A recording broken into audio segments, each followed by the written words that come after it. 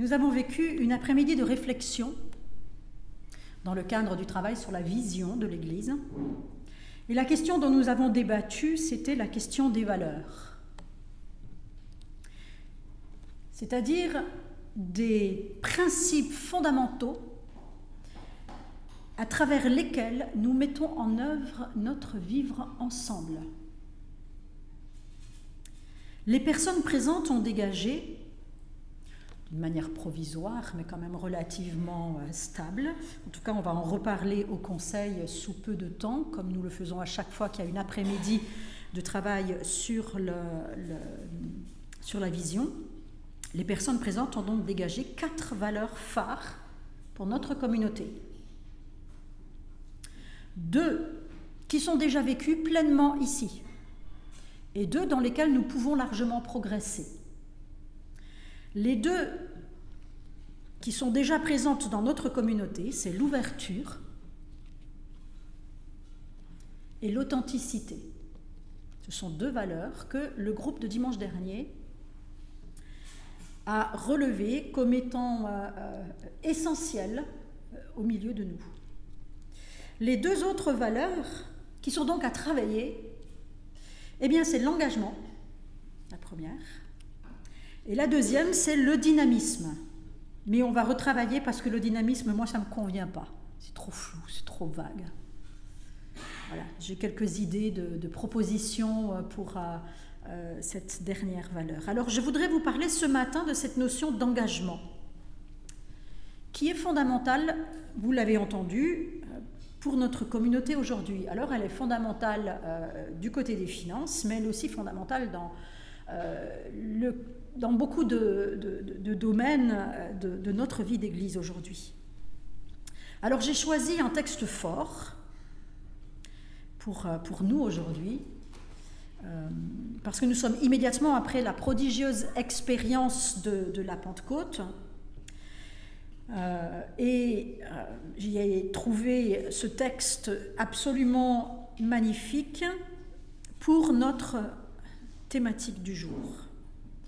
Nous sommes à la toute fin du discours que l'apôtre Pierre a donné en réponse à l'étonnement des spectateurs de l'événement Pentecôte. Je démarre ma lecture à verset 36 de Acte 2. Que toute la maison d'Israël et la maison de Joinville et la maison de nos gens, et la maison de Maison Alfort, et la maison de tout ce que vous voulez. Que toute la maison d'Israël sache donc avec certitude que Dieu a fait Seigneur et Christ Jésus que vous avez crucifié. Après avoir entendu ce discours, les auditeurs eurent le cœur vivement touché. Et ils dirent à Pierre et aux autres apôtres, « Hommes, frères, que ferons-nous » Pierre leur dit, « Repentez-vous, et que chacun de vous soit baptisé au nom de Jésus-Christ pour le pardon de vos péchés, et vous recevrez le don du Saint-Esprit, car la promesse est pour vous, pour vos enfants, et pour tous ceux qui sont au loin, en aussi grand nombre que le Seigneur, notre Dieu, les appellera. » Et par plusieurs autres paroles, il les conjurait, il les exhortait, disant « Sauvez-vous de cette génération perverse !» Ceux qui acceptèrent sa parole furent baptisés. Et en ce jour-là, le nombre des disciples augmenta d'environ 3000 âmes. Ils persévéraient dans l'enseignement des apôtres, dans la communion fraternelle, dans la fraction du pain et dans les prières. La crainte s'emparait de chacun, et il se faisait beaucoup de prodiges et de miracles par les apôtres. Tous ceux qui croyaient étaient dans le même lieu, et ils avaient tout en commun. Ils vendaient leurs propriétés et leurs biens, et ils en partageaient le produit entre tous, selon les besoins de chacun. Ils étaient chaque jour tous ensemble, assidus au temple. Ils rompaient le pain dans les maisons et prenaient leur nourriture avec joie et simplicité de cœur, louant Dieu et trouvant grâce auprès de tout le peuple. Et le Seigneur ajoutait chaque jour à l'Église ceux qui étaient sauvés. Amen. Quel beau texte, hein?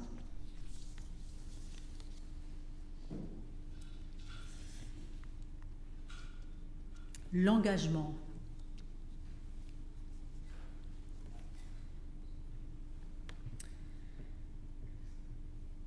Je vous laisse quelques secondes pour méditer cela.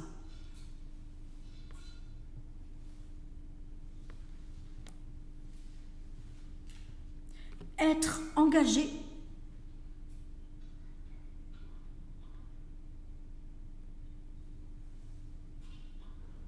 C'est agir d'une certaine manière, c'est tirer les conséquences de quelque chose, d'un choix, d'une décision.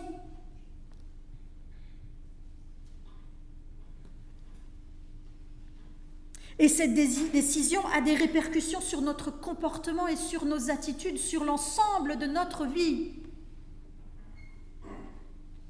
Dans notre texte d'aujourd'hui, on peut voir l'effet principal et premier que la conversion a sur toutes les personnes concernées.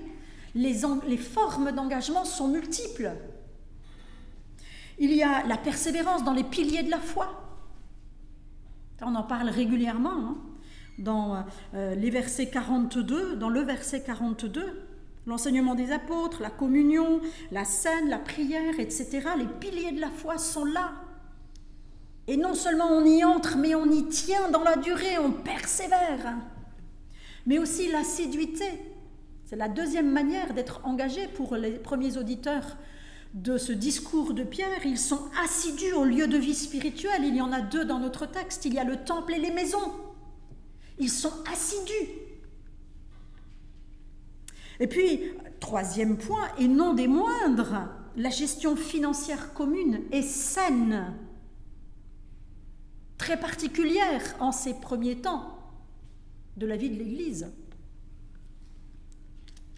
qui s'est reproduit à certains moments de la vie, de l'histoire de l'Église.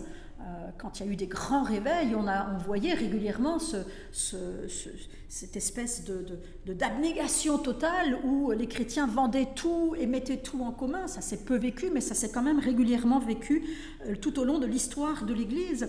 Et la conséquence de tout cela, c'est la crainte de Dieu, à l'interne et à l'externe, mais aussi la louange, la joie, la simplicité. On en a parlé dimanche dernier, la simplicité. On s'est demandé qu'est-ce que ça veut dire que cette valeur ressorte comme ça. C'était une après-midi très très intéressante dimanche dernier. Plusieurs ont nommé la simplicité. Voilà pour moi résumé les caractéristiques: persévérance dans les piliers de la foi, assiduité au lieu de vie spirituelle, gestion financière saine et climat particulier, les caractéristiques de ce que nous devrions chercher à être en tant qu'Église évangélique, à la suite des premières communautés ainsi que de toutes les suivantes. Et ce, quelles que soient les formes juridiques. La forme juridique de notre Église aujourd'hui, elle nous est imposée par l'État français. Mais on s'en fiche, pardon, excusez-moi, on s'en fiche de la forme juridique. Ce qui compte, c'est le cœur. Quelle que soit également notre vision et nos objectifs, on peut avoir la plus belle vision d'Église. Si ça, c'est pas là, ça sert à rien. Remarquez comment la valeur engagement touche toutes ces caractéristiques dans ce texte. L'engagement est, d'après moi, le résultat de la profonde compréhension de cette affirmation.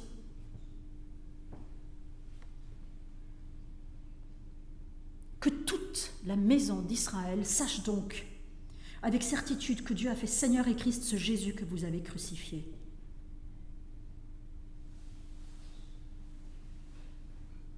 L'engagement est le résultat de la compréhension de cette affirmation et de sa mise en œuvre. Mon engagement envers Jésus, envers mes frères et sœurs, est la réponse que j'apporte à la prise de conscience de qui est Jésus après sa mort et sa résurrection.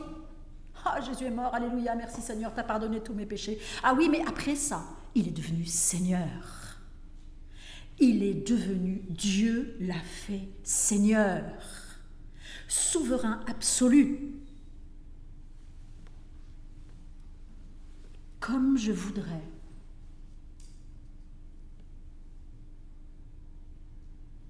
Que nous ayons tous ce matin, tout à nouveau,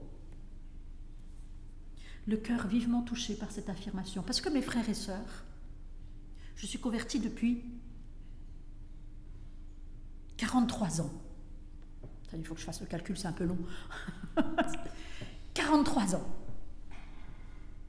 Mes frères et sœurs, j'ose vous dire une chose. L'acuité de la conscience qu'on a diminue avec le temps. Vous savez pourquoi? Parce qu'on s'habitue.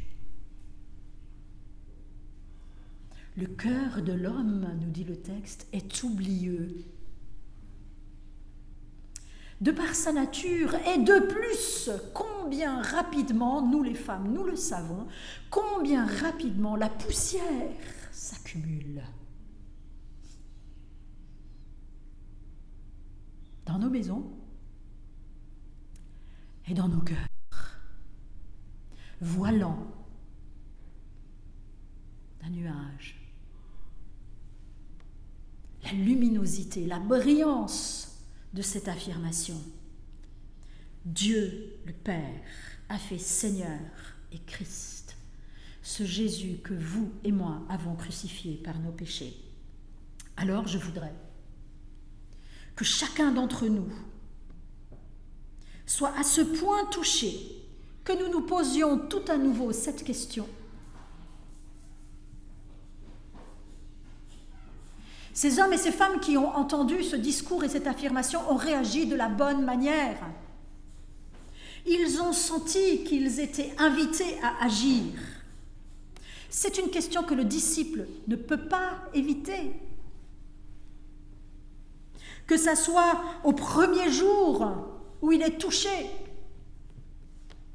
au deuxième, au troisième, au 10e, au 365e, j'ai fait le calcul, frères et sœurs, au 10 957e, ça fait 30 ans de conversion. Je n'ai pas osé le faire pour moi, ce que ça donnait avec 43 ans de conversion. Je me suis dit, laisse tomber, il vaut mieux.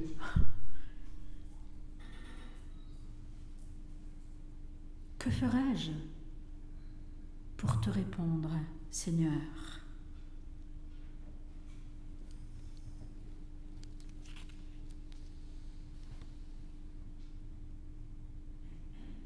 Que ferais-je sonne le rappel que ma vie et les pratiques concrètes dans ma vie doivent être vérifiées régulièrement sous peine d'enlisement. Répondre à cette affirmation, Dieu a fait Seigneur et Christ ce Jésus que j'ai crucifié par mes péchés. Répondre à cette affirmation revient à m'engager dans un face-à-face avec le Christ.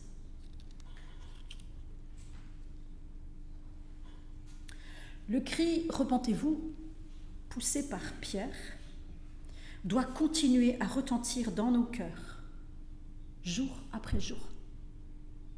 Nous restons pécheurs, contrairement à ce que certains affirment, qu'il est possible de vivre sur terre une vie sans péché. Eh bien, moi, j'ose dire le contraire. Non. À la suite de Luther, j'affirme, je dis que nous restons pécheurs.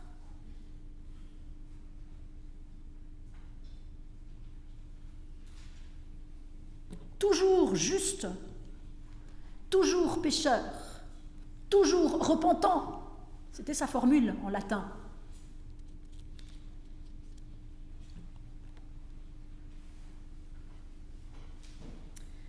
Et la repentance, vous le savez, mes frères et sœurs, n'a que peu de choses à voir avec les émotions,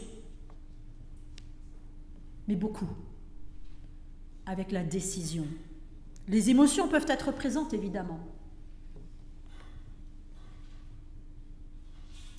Sache donc, toi qui es disciple, sache avec certitude que Dieu a fait Seigneur et Christ ce Jésus. Mes frères et sœurs, certains d'entre vous savent depuis un certain temps déjà que le Seigneur pointe dans leur vie quelque chose qui doit être changé. Et là, je ne lève pas les yeux exprès, comme ça vous vous dites, elle ne parle pas de moi. Mais si, je parle de toi. Mais je regarde personne.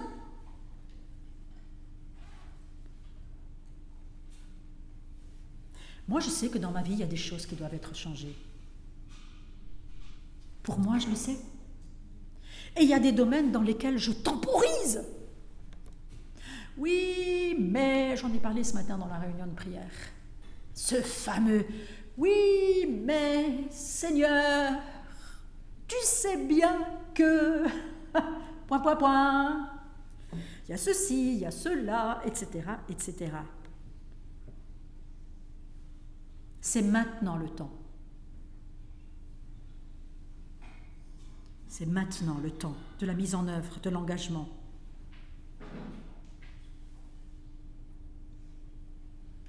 Aujourd'hui est le jour du salut. L'appel à la repentance donné par l'apôtre Pierre est immédiatement suivi d'une invitation à agir, à proclamer la foi par le baptême. Mais l'apôtre ne s'est pas arrêté là.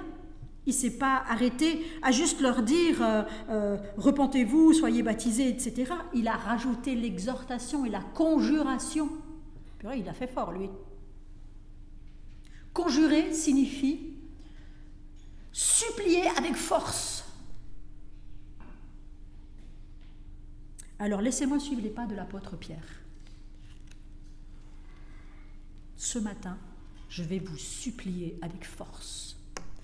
Je ne vais pas me mettre à genoux, mais c'est tout comme. Frères et sœurs, repentons-nous. Je me mets dans le lot. Repentons-nous. Sauvons-nous de cette génération perverse. Si la génération de l'apôtre Pierre a été identifiée comme perverse, à combien plus forte raison la nôtre ? Parce que la perversion n'a fait que grandir, et la technologie n'a fait que la démultiplier. Sauvons-nous de cette génération perverse qui veut nous faire croire que l'engagement n'est pas nécessaire, qu'on peut vivre sa petite vie de chrétien tout seul.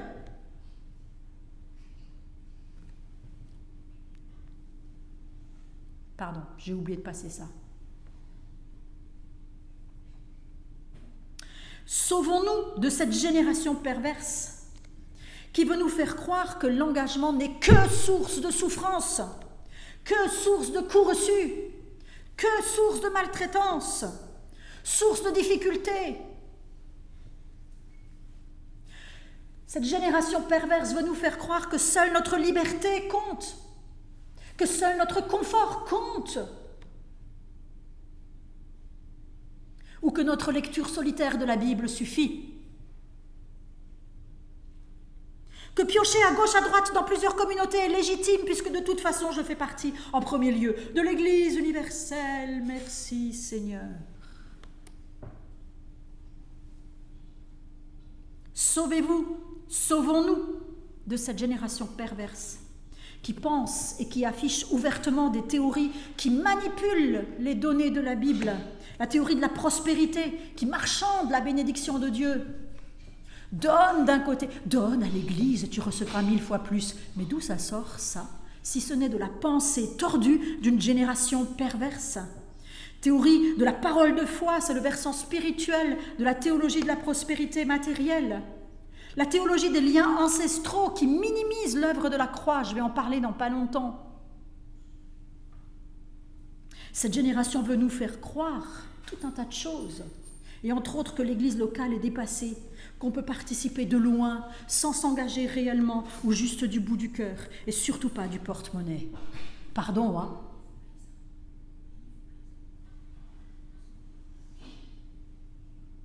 qu'un culte Zoom apporte la même chose qu'un culte présentiel, qu'un culte spectacle dans une méga church dont on ressort sans avoir été vu, salué, entendu et conforme au projet de Dieu. Pardon, mes frères et sœurs, laissez-moi vous supplier.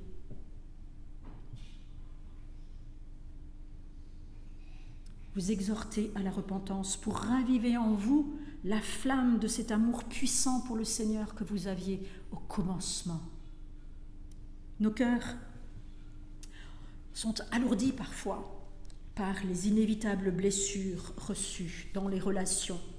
C'est vrai dans nos familles, c'est vrai dans nos relations d'amitié, c'est vrai aussi dans l'Église.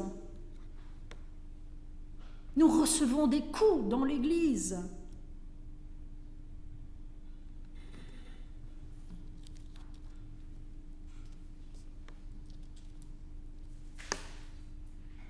Mais c'est aussi le lieu de la guérison. Nos cœurs sont anesthésiés parfois par de multiples lectures superficielles et rapides parce que le temps manque. Nos cœurs ont peut-être oublié combien cette affirmation que l'apôtre Pierre a placée là est choquante. Un homme pendu au bois, sujet de malédiction pour le judaïsme, a été fait Seigneur, souverain de la création et de l'humanité, le Messie. Ses paroles, son exemple, sont les seuls modèles que nous sommes invités à suivre. Et lui, il a tout donné. Il s'est engagé totalement en notre faveur. Alors quand je reprends ces 4 domaines dont j'ai parlé tout à l'heure, 4 domaines de vie spirituelle que le texte du livre et des Actes nous présente comme une conséquence de la Pentecôte, je vois un volet de pratiques spirituelles, personnelles et communautaires.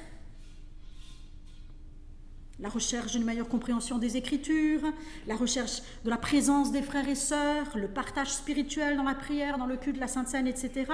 Ce climat particulier qui aboutit à la crainte de Dieu. Donc le volet des pratiques spirituelles, personnelles et communautaires. Mais il y a le deuxième volet qui suit ou qui est mélangé. Je ne sais pas si vous vous rendez compte, mais tout est mélangé dans ce texte. Les pratiques personnelles concrètes et communautaires concrètes sont mélangées avec les autres. Nous, en bons citoyens du XXIe siècle, héritiers de la pensée moderne, nous schismons les deux, spirituel, matériel, méprisable. Non!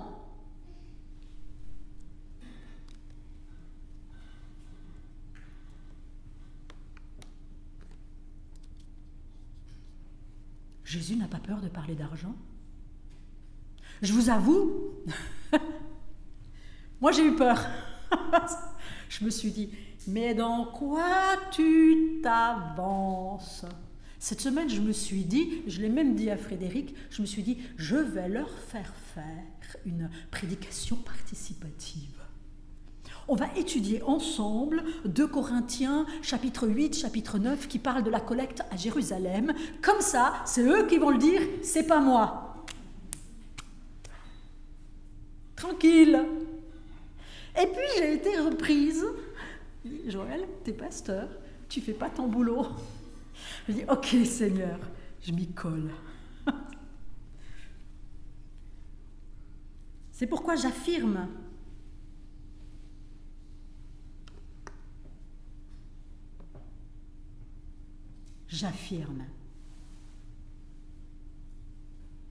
et je le redis, nos pratiques matérielles, gestion du temps et de l'argent, démontrent la réalité de notre foi. Ouch!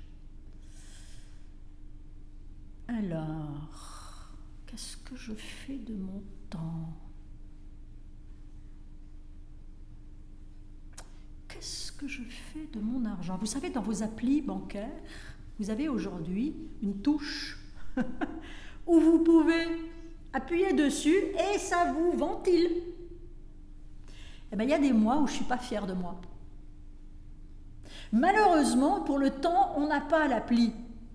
Mais ça serait quand même drôlement utile. La foi se construit comme ça. Une réalité spirituelle bien comprise produit une modification dans le comportement et donc un changement visible. L'apôtre Jacques dit exactement cela lorsqu'il affirme que la foi sans les œuvres est morte. Jacques 2, verset 17. Tu dis que tu as la foi? Ok, d'accord. Montre-moi tes œuvres. Parce que toute foi porte du fruit. Il y a des gens parfois qui me disent « Oh, tu comprends, moi je suis croyant, mais pas pratiquant. » Et vous savez ce que je réponds? Je dis « Cher ami, tout le monde pratique. Nous pratiquons tous. Athées, croyants, quel que soit notre niveau de croyance, nous pratiquons tous ce en quoi nous croyons. Parfois, il y a un décalage entre ce que nous professons et ce que nous croyons. Mais jamais au niveau de la pratique. Ce que tu pratiques, c'est ce que tu crois. Si tu ne crois pas en l'église locale, tu ne viendras pas dans l'église locale. Ou alors tu iras dans 4 ou 5 églises locales que tu choisiras tous les dimanches selon ton envie. Mais au fond de toi, tu ne crois pas que Dieu a un projet pour l'église locale, sinon tu t'y engagerais. Si tu crois que la plus grande et la plus puissante des communions qu'il y a à vivre, des communions humaines, c'est au foot, oh non, c'était les corons. Vous connaissez cette vidéo? Exceptionnelle, moi ça me fait frissonner.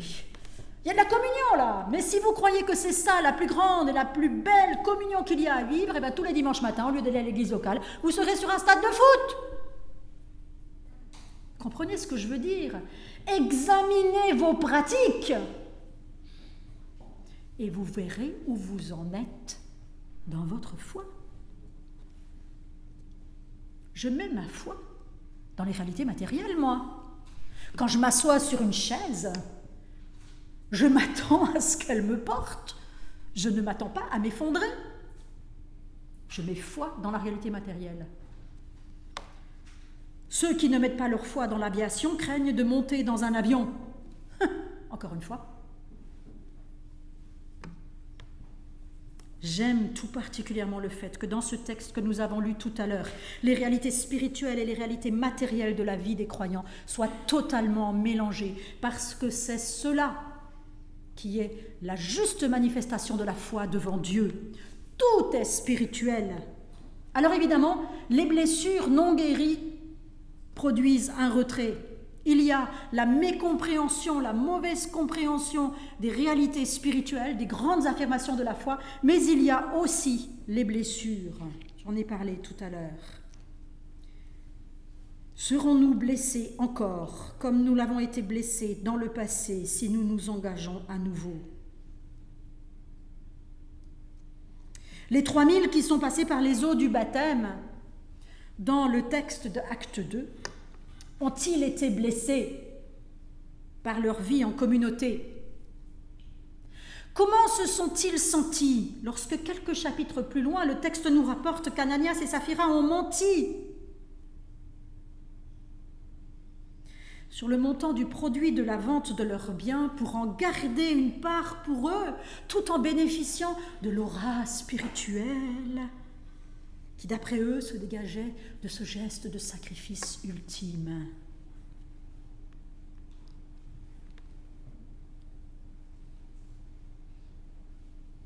Bien sûr qu'ils ont été blessés. Bien sûr.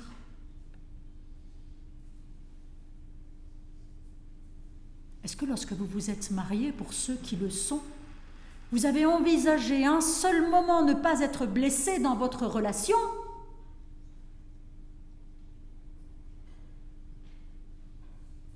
Ceux qui rentrent dans le mariage comme ça divorcent pas longtemps après.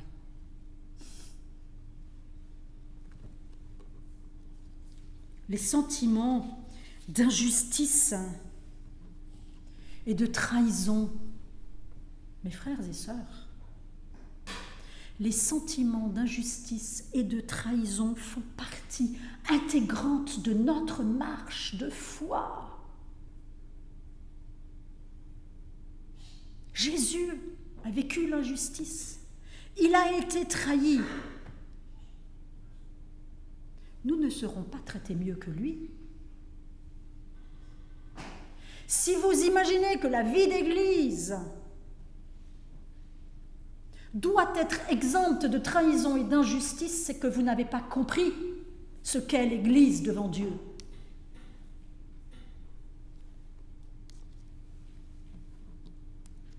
Nous devons apprendre, tout comme nous l'avons fait dans le couple, dans la vie de couple, pour ceux qui sont mariés, nous devons apprendre à pardonner, à faire face à la trahison et à l'injustice en gardant les regards fixés sur Jésus, qui, tout en sachant qu'il serait trahi par l'un de ses proches, et il savait bien lequel, la considérait comme les autres. Ouch! Il lui parlait comme aux autres. Il marchait à ses côtés comme aux autres. Waouh! Purée!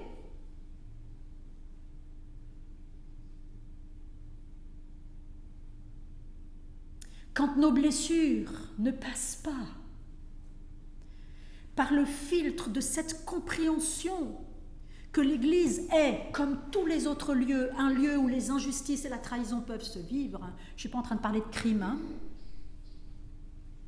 Pédophilie, agression sexuelle, tout ça, ce n'est pas de l'ordre de la trahison, c'est de l'ordre du crime. Je ne parle pas de ça. Ça va en justice et c'est normal. Je suis la première à le dire et à le soutenir. Mais quand on se retire de notre engagement dans l'Église locale, parce qu'on a été blessé, alors mes frères et sœurs, et c'est peut-être ça qui va vous choquer le plus, je n'en sais rien, mais tant pis, j'y vais, on aboutit à l'immaturité. Notre société actuelle, cette génération perverse, qui prône l'individualisme à l'extrême. T'as été blessé, rentre chez toi, pleure. Je ne suis pas contre pleurer, hein, excusez-moi. Mais notre génération produit de l'immaturité à tout bout de champ. Nous avons besoin de nous frotter les uns contre les autres pour grandir, pour mûrir dans la foi. Le jour où je me suis mariée avec Tina, il y a bientôt 40 ans, l'année prochaine ça fera 40 ans, sa mère, aujourd'hui décédée, m'a offert un petit texte, un proverbe malgache, sur lequel il y avait marqué « C'est en se frottant les uns contre les autres que les galets de la plage sont devenus ce qu'ils sont. » Je me suis dit, elle exagère, elle est gonflée ma belle-mère. J'avoue, je ne l'ai pas très bien pris. J'avoue, mais elle avait raison. Elle avait raison. Regardez comme ils sont beaux les galets de la plage.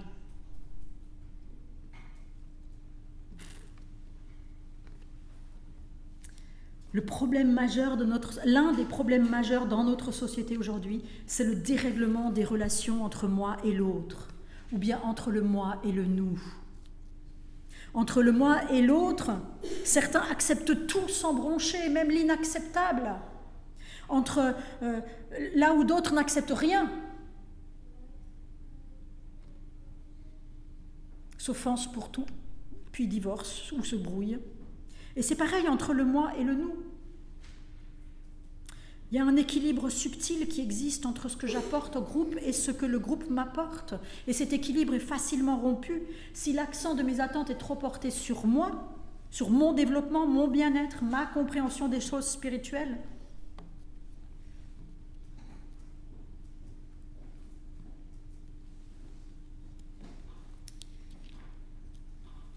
Alors je voudrais vous faire un rapide focus, et je terminerai par là, sur le positionnement biblique par rapport à l'argent, à l'offrande dans l'Église, puisqu'on en a parlé tout à l'heure. Ce n'est pas parce qu'il y a des théologies aberrantes, comme les théologies de la prospérité. Si tu donnes 100 €, tu en récoltes 1000. Ce n'est pas parce que ces théologies-là abusent de certains textes qu'on ne devrait pas en parler. Il y a des textes qui sont puissants, et comme je l'ai dit, les textes, la Bible n'a pas peur de parler d'argent. Alors, 2 Corinthiens 8 et 9 présentent cette offrande que les églises ont construite pour les églises de la Judée. 1 Corinthiens 16 en parle, et il y a des textes épars dans Galates, dans Éphésiens, dans Jacques et dans d'autres encore. Alors, 2 Corinthiens 8 et 9, j'en reparlerai un petit peu plus tard. Dans 2 Corinthiens 8 et 9, il y a des principes fondamentaux qui sont dégagés.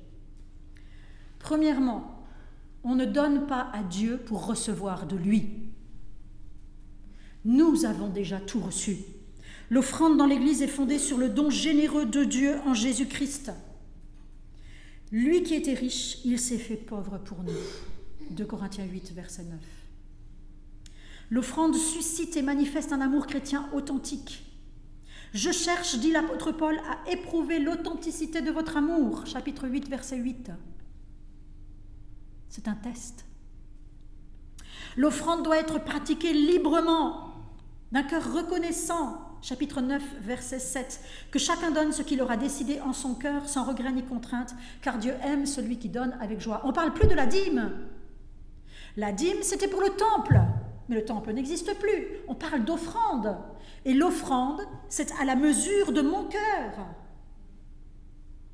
La petite veuve qui donne 2 piécettes, elle a donné plus que tous les autres. Tout est à peser. Par l'offrande, le croyant montre sa confiance en Dieu pour l'avenir. Chapitre 9, versets 8 et 10. Dieu a le pouvoir de vous combler de toutes sortes de bienfaits et il fera croître les fruits de votre générosité. Attention, là, certaines interprétations frôlent. Jamais, jamais Dieu ne nous demande de lui donner ou de donner à l'Église pour recevoir une bénédiction. Jamais. L'offrande doit être pratiquée selon le principe de l'égalité et de la solidarité. Chapitre 8, versets 13, 14. Relisez ces 2 chapitres. Ceux qui vivent dans la prospérité offrent une partie de leurs biens pour venir en aide à ceux qui sont dans le besoin. Et la finalité, toujours d'après le chapitre 9, verset 12, la finalité, c'est la louange de Dieu. Le service de cette collecte, je cite Paul, a pour objet de faire abonder des prières de reconnaissance envers Dieu. Ça, c'est les principes qui se dégagent de 2 Corinthiens, le chapitre 8 et le chapitre 9. Dans 1 Corinthiens 16, il y a d'autres principes. Tous sont concernés par la pratique de l'offrande, verset 2. Tous. Qui doit être régulière, verset 2, pareil. Et la somme donnée est déterminée par chacun selon ses ressources personnelles, comme dans le chapitre 9 de 2 Corinthiens. Déterminée par chacun. Et les sommes récoltées sont administrées par des personnes de confiance, au verset 3. D'autres textes encore du Nouveau Testament déterminent les destinataires habituels de l'offrande chrétienne. Il y a le secours des frères et sœurs démunis, en Galates, en 1 Jean, en Éphésiens, en Jacques. Il y a la mission, l'annonce de l'Évangile, Philippiens, Actes. Et les ministres de l'Évangile, et plus particulièrement les enseignants, en Galates, en 1 Timothée, en 1 Corinthiens 9. Voilà, en gros, j'ai résumé d'une façon très large. Mais je pense que je vais vous envoyer ça par la newsletter que j'envoie toujours en mois de mai, le mardi matin. Je vais vous envoyer ça pour que vous puissiez le lire et vous positionner. Parce que maintenant que je conclus, je voudrais vous poser quelques questions. Et j'espère que ces questions résonneront en vous et vous ramèneront à la question première, que ferais-je ? Première question. Où en suis-je dans mon engagement par rapport à l'église baptiste de Joinville-le-Pont? Un engagement dans le temps, c'est-à-dire dans le service, dans la participation au culte, au projet. Où j'en suis? Un engagement dans les finances également, la question matérielle. Est-ce que la question des finances qui a été présentée lors de l'Assemblée générale et qui a été suivie par un vote, est-ce que cette question a été suivie d'effet dans ma vie? Je ne juge personne. Je ne voudrais surtout pas que vous le preniez comme un jugement. Je veux faire résonner ces choses en vous, c'est tout. C'est à vous de vous positionner devant Dieu. Si vous estimez que oui, eh bien ça ne me regarde pas, ça regarde vous et Dieu.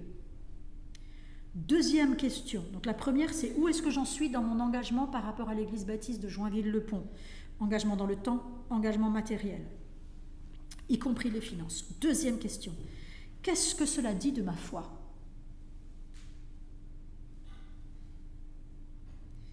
Ma foi dans la bienveillance de Dieu à mon égard. Qu'est-ce que cela dit de ma foi dans le projet de Dieu pour l'église de Joinville? À l'heure où nous travaillons sur la vision, c'est fondamental.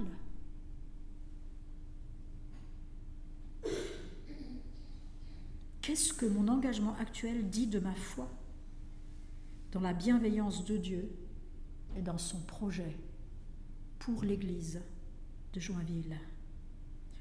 Ce sont des questions qu'il nous appartient de nous poser à nous-mêmes, chacun pour soi, devant Dieu.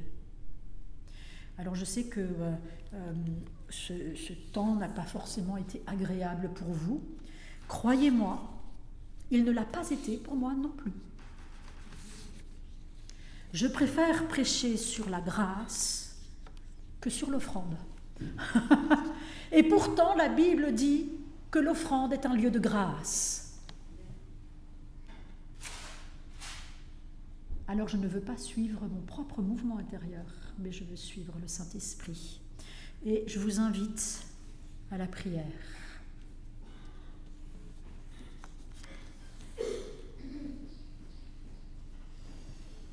Seigneur, Jésus, tu as été fait souverain Dieu, souverain créateur, souverain Seigneur sur toute la création.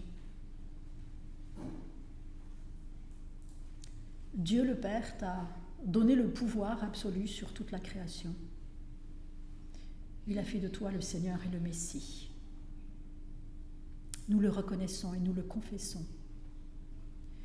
Et pourtant, Seigneur, nous savons que dans nos vies, il y a des zones que nous gardons pour nous, des zones que nous nous réservons, dans lesquelles nous vivons sur la base d'autres principes que les tiens. Nous ne voulons pas nous mentir, nous le savons, Seigneur. Ensemble, nous te prions ce matin pour que dans ce temps de questionnement, tu nous donnes la force d'être honnêtes avec nous-mêmes, afin que ta lumière pénètre plus avant dans nos vies, vienne débusquer tout ce qui se cache au fond de nos ténèbres.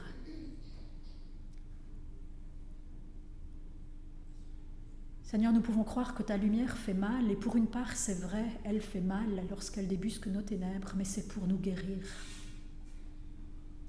C'est pour ramener la santé dans nos cœurs, dans nos pensées, dans nos esprits. Seigneur, parle-nous, parle à chacun de mes frères et sœurs. Que chacun puisse être touché par ton Saint-Esprit là où il en a besoin. Tu nous connais, Seigneur. Et nous mettons notre confiance en toi pour notre croissance personnelle, pour notre guérison personnelle, mais aussi pour la croissance de l'Église, pour la mise en œuvre de ton projet ici. Saint-Esprit, rends-nous souples devant toi. Que nous ne regimbions pas lorsque tu viens nous piquer par ta parole, que nous acquiesçons à ce que tu veux nous dire et que nous entrions pleinement dans ta volonté. Seigneur, nous voulons nous remettre tous tels que nous sommes, nos vies, nos familles,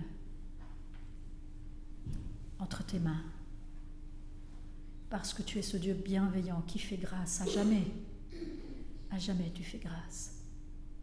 Conduis-nous en tant qu'Église vers le projet que tu as pour nous, afin que nous puissions manifester ta gloire, ta lumière, ta bonté au dehors.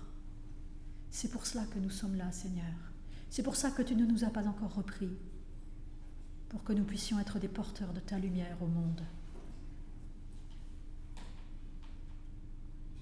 Répands ton Saint-Esprit sur chacun d'entre nous et conduis-nous. Dans le nom de Jésus.